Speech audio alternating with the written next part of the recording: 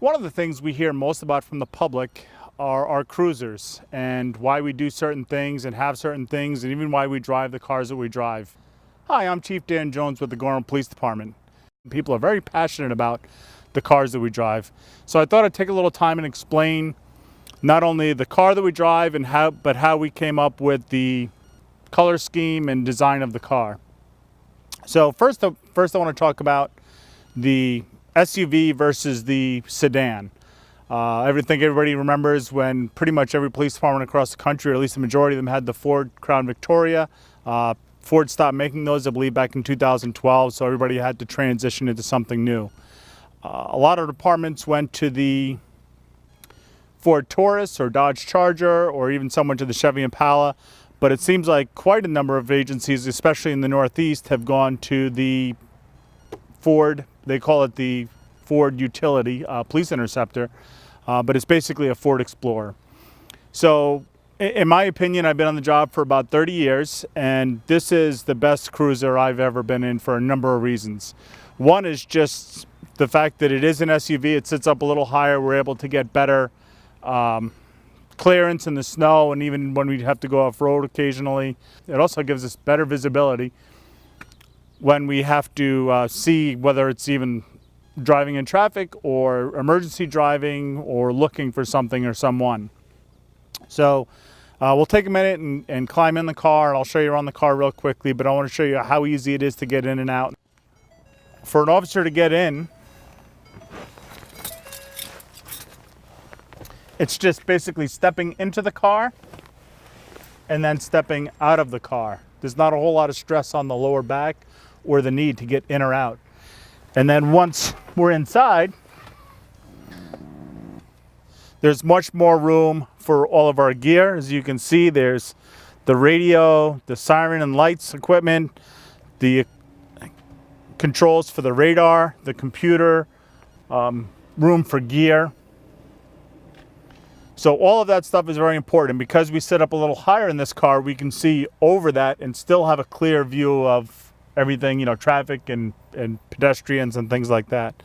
Much better than in a car where there's not as much space, and because you don't sit up as high, all this gear is raised up a little bit, makes it harder to see around. So this is the Ford Taurus. Again, the Ford calls it a Police Interceptor sedan as opposed to the Police Interceptor Utility. Immediately you see that this is a little trickier to get into. I am not the biggest guy in the department, I'm not the smallest guy in the department, but just getting in here with all the gear takes a lot more effort. And even once I'm in, it's not terribly uncomfortable, but it's not as easy to exit and enter as the utility was. Again, this is a administrative car, so it doesn't have the computer and the radar and a lot of those other things. So not nearly the space is consumed by that, but even without all that, this is a much more tight space, and our officers work 10-hour shifts. 10 hours in this confined space gets very long. Another issue with the car as opposed to the SUV is there's not nearly the space, and this opening is much smaller than in the back of the SUV. So not only do we have to cram things in here, but in an emergency, if we need to get a specific piece of equipment, it makes it that much more difficult to get to, because we can't have everything easily accessed in a drawer system like we have in the utility. So if the officer needed something quickly that was underneath and back, you'd have to pull everything out, and obviously we probably shouldn't be leaving our gear on the side of the road if we had to walk away from the car. So we have to pull everything out, get to where we have to get to, and then put it all back in before we can close it back up. The utility Police Interceptor and the sedan Police Interceptor are both built on the same platform. They both use the same all-wheel drive system, both have the same motor, and the weight difference isn't even that much. So the performance out of the two cars, fuel economy, everything is very similar between the two cars, which again made it an easy transition or an easy choice to go to the utility. There is more room in the secure area where our prisoners would go. And you can see there's a little bit of a cutout for the handcuffs in the back. I've been here almost 3 years now, and one of the things I did first with the help of the command staff was to set up committees and get input from the officers for a whole rebranding of the department. The thought behind that was to give ownership to the employees, to the officers. I wanted them to have a say in everything from how we set up the new building, to the cruisers, to the uniforms, and even the badges. So that's what we did. We set out and we said, okay, here's what we're going to do. We're going to change all these things, and we want it to be collectively what everybody wants. I don't know if you remember our uniforms from prior to the past year or so, but our uniforms used to be navy blue instead of the black that they are now, and we had a different badge. The badge was designed by us. It's the only badge like it in the country. In fact, Black & Tin, who makes our badges, it's the first time they had ever put a flag like that right on the badge. They didn't even charge us for the setup for that. Because of that, they're going to use it for other departments. And you can see we use that right here on the side.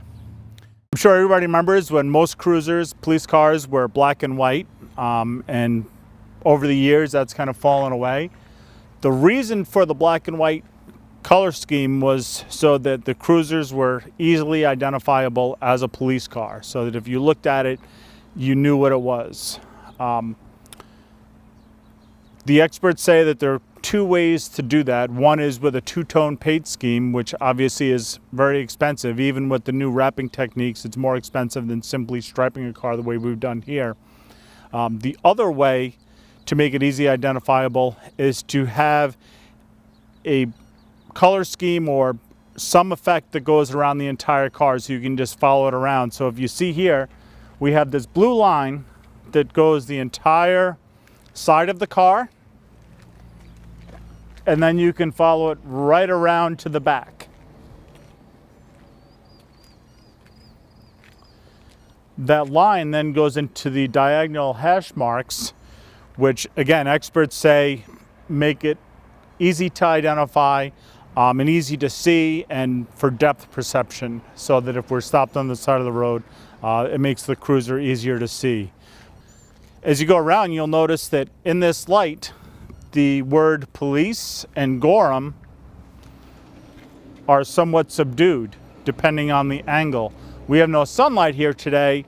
The sunlight will actually make that pop depending on the angle you're looking at. That this lettering is bigger, and because it's one solid color, it makes it easier to read. But it still very much looks like a police car.